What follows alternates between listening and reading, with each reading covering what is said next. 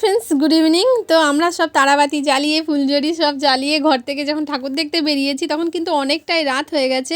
আর এই দেখো মণ্ডপ কোথায় ছিল, আমার কথা বলতে বলতে লাইনটা শেষ হলো। ঠিক আছে, প্রচুর লাইন, এত বড় লাইনে দাঁড়িয়ে থেকে আমি কিন্তু ঠাকুর দেখতে, মানে আমি দাঁড়িয়ে গেলেও আমার বর বিরক্ত হয়ে যায়, সুইটিও বিরক্ত হয়ে যায়।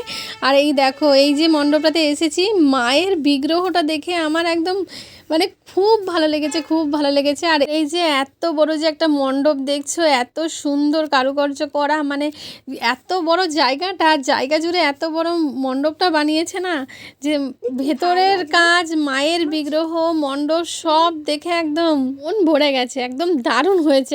আমরা আরও একটা খুব সুন্দর মণ্ডপে পৌঁছে গেলাম, আর সেখানেও মায়ের বিগ্রহ, প্যান্ডেল সব দারুণ হয়েছে। তারপরে এই দেখো কত বড় মায়ের বিগ্রহ, আর তারপর আবার এই যে এত সুন্দর একটা মণ্ডপ, আমি কোনটাকে ভালো বলবো